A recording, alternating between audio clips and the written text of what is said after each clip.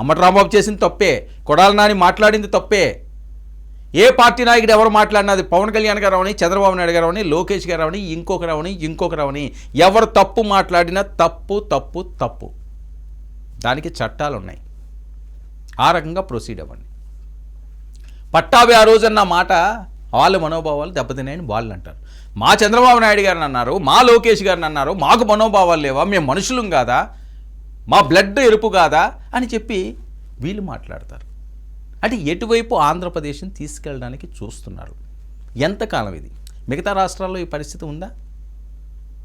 పవన్ కళ్యాణ్ గారు ఒక సందర్భంలో మాట్లాడారు, ఇక్కడే కులాలు ఇవన్నీ తీసుకొస్తుంటారు, తెలంగాణలో అది కనిపించదని, తెలుగు రాష్ట్రాలే కదా, ఎందుకు ఆలోచించరు?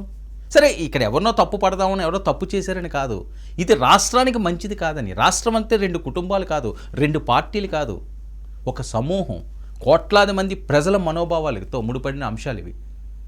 మన రాజకీయ లబ్ధి కోసం, 5 సంవత్సరాల పాలన కోసం, దాన్ని కాపాడుకోవడం కోసం మనం ఎంతకన్నా దిగజారుదాము, ఏదన్నా మాట్లాడదాము, ఏదన్నా ప్రచారాలు చేసుకుందాం అనే ఈ బుద్ధి నుంచి రాజకీయ నాయకులు బయటపడాలి, బయటికి రావాలి.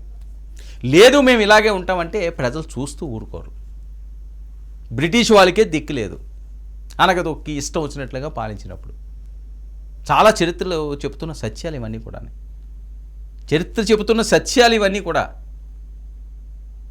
భారతీయులకి అంత పౌరుషం ఉంటుంది. మీరు ఏవైనా ఉంటే ఎక్కడైనా కూర్చోండి, మాట్లాడుకోండి. కానీ అది ప్రజల మీద దూరి వాళ్ళు భయభ్రాంతులకు గురి చేసి ఆ ప్రాంతాలన్నింటినీ కూడా అల్లకొల్లోలం చేసే ఆలోచనలు మానండి. లా అండ్ ఆర్డర్ ఆంధ్రప్రదేశ్లో గాడి తప్పకుండా చూసుకోవాల్సిన బాధ్యత ఉంది.